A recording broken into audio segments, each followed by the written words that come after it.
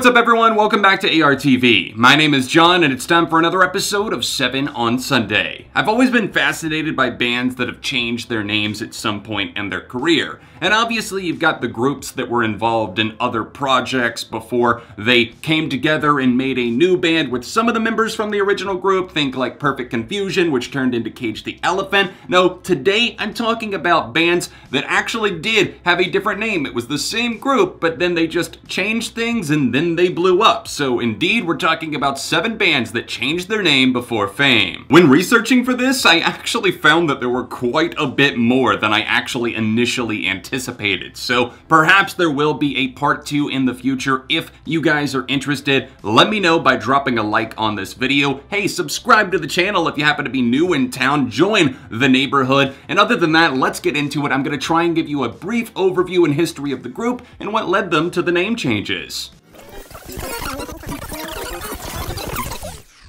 When you're born with punk rock in your veins, then you're bound to start some sort of band or musical project at some point in your career. And that's exactly what Billie Joe Armstrong of Green Day's children have gone on to do. Some would call them the Sweet Children, I would call them Jacob and Joey. The band that we now know as SWMRS were formed in 2004. Joey Armstrong, of course, was in the lineup, and then the brothers Max and Cole Becker. They were all extremely young at this time, but they're all still current members of the group. After a few other short-lived names such as the Clocks, which turned out to already be taken, and the Raining Souls, they started performing as Emily's Army in the mid to late 2000s in honor of Max and Cole's cousin that had cystic fibrosis. It was honestly a good cause. I got behind a lot of the stuff that they were putting out at the time. Lost at 17, Billie Joe was producing some of their work, and I appreciated the fact that they were trying to rally up people for a good cause. Then came the fall of 2014, and they officially rebranded their name to SWMRS. I honestly do feel that this suits them a little bit better. Not that Emily's Army was a bad name,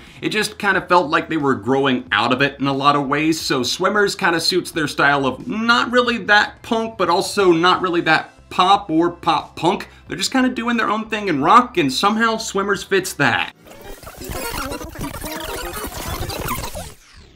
At number 6, the band that we now know as Sum 41 originally had the name of a friendly ghost. That's right, their name was Casper. They formed in 1996, and they were originally a NoFX cover band. When they formed, several of the members were just in their sophomore year of high school. Derek Whibley broke this down further in an oral history overview with Alt Press in 2019 ahead of the release of their album Order and Decline, revealing the origins of Sum 41 and their former name, Casper. People were starting to pay attention to this band that were covering NoFX songs because they had their own style, their own attitude. They were putting some twists on the original tracks that I guess people were connecting to in a live setting, and as a result of all of that, they decided that a name change was coming. In September of 1998, the 41st day of summer, according to the band, they officially rebranded as, get this, Sum 41, because, you know, summer, 41 days in, Sum 41, you get it. I've never really felt that it was that great of a name, but again, a lot of the bands that I love don't have great names. What's in a name? Is a name that important? Let me know in the comments if you think that a band name has ever distracted you from actually checking out a group.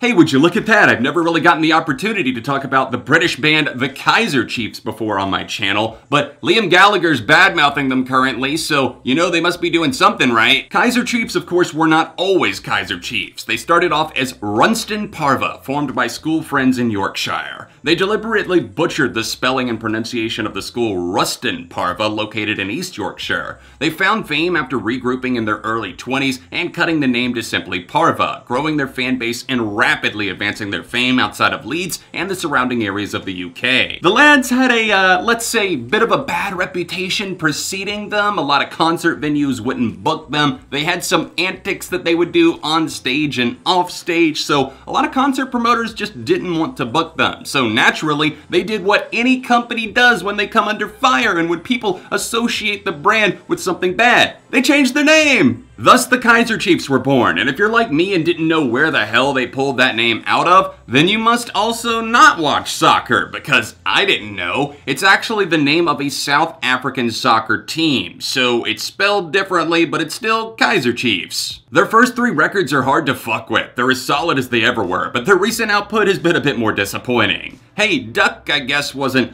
all that bad. I guess I'm just more glad that they didn't stick with Parva. Kaiser Chief sounds a lot better to me for whatever reason.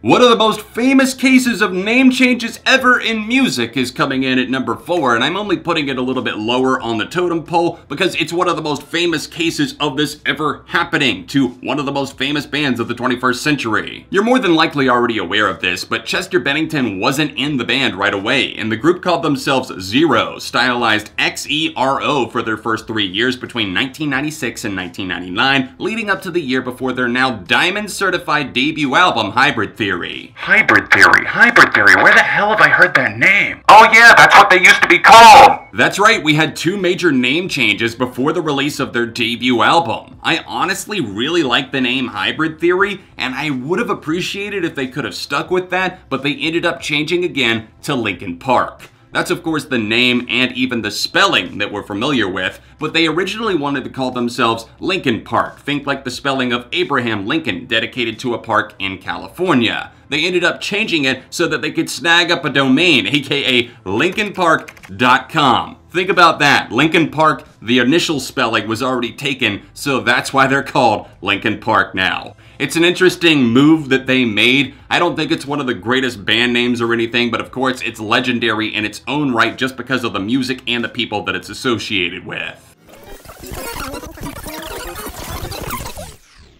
To me, the British band Snow Patrol have always had a bit of a ridiculous and silly name. I don't mind it, it's kind of lovable in an odd way, but I just picture this image of like Antarctica and someone just bobsledding through the hills and forests and mountains covered in snow. Long before they were Snow Patrol, they were a band called Shrug, and they were formed in 1994 by Gary Lightbody and several of his friends in college at the time. They gained a sizable following from playing shows at universities that were extremely well received, leading them to change their name so that they wouldn't face any legal trouble or confusion from the US band of the same name. The name change that came in 1996 again was not their final one. This time they landed on Polar Bear, which I honestly think is a pretty cool name, but again they ran into the same problem as before. Poor Gary Lightbody and company, they just kept running into brick walls when it came to changing the name of the band. But finally in 1998 came the permanent solution, Snow Patrol, and since then they've gone on to go multi-platinum in their home country. In the UK, they were massively well received. I just personally feel that a lot of their stuff is rather shallow and generic, but again, I know that might get me slapped. So again, I do like some of their stuff, and Snow Patrol, it's kind of a fitting name in an odd way. The year is 1986, and a punk rock band is forming in the Bay Area, with its members being Mike Dirnt and Billie Joe Armstrong. They're only 14 years at the time, but it really doesn't matter because the band known as Sweet Children then really started attracting the attention of punk fans in the area and even outside of that. After Sweet Children signed to Lookout Records in the late 1980s, that label's owner helped them build their image and suggested a name change due to the fact that there was already a band that had the name Sweet Baby in the area, so they didn't want the confusion. Thus, the band name Green Day was coined in 1989. Hey, it's 2 years older than me! The members of the band loved weed. And of course the name is Green Day. I think you can do the math from there. It's pretty easy to summarize that the name does suit pretty much everything that they were doing, and obviously once the name shifted over to Green Day, they started blowing up. Kurt Plunk was huge for Lookout Records, but then major labels were practically having a bidding war. They eventually signed to Reprise Records, Warner of course. In 1994, they put out Dookie, and the rest is history.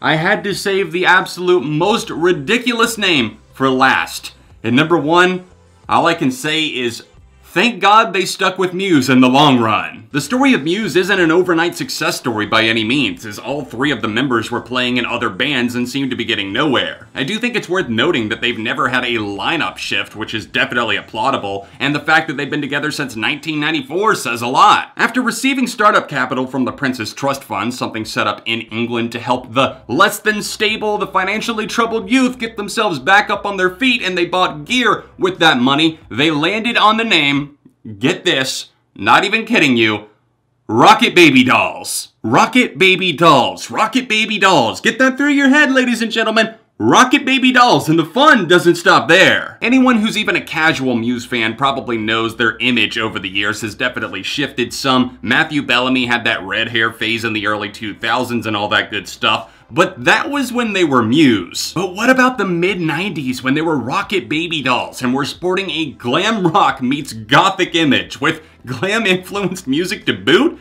Shit, I'd listen to it and I'd welcome a return to those roots. That is, if they're on board, please be on board. They ended up changing their name to MUSE after winning a major Battle of the Bands contest in 1994 in which they rocked the stage, destroyed their equipment, and realized that since they won, it was time to take this band thing a bit more seriously. Yeah, we might be getting rock odysseys about a dystopian synthetic future, but I'll always miss the Rocket Baby Dolls era. Truly Iconic! Alright class, what did we learn on this episode of 7 on Sunday? Leave your homework answers in the comments section down below, aka let me know any of the bands that you didn't know that they had changed their name before they were famous. And what would you like to see me add if I do a part 2? Do me a favor and drop a like on this video. A like goes a long way, and I do hope that you enjoyed this episode because I really enjoyed making it. If you want to catch up on more episodes of 7 on Sunday, then tap here or tap here for a recent review that I uploaded on the channel. All of my social media accounts, including my Patreon, can be found in the description down below, and I'll see you soon for more right here on ARTV.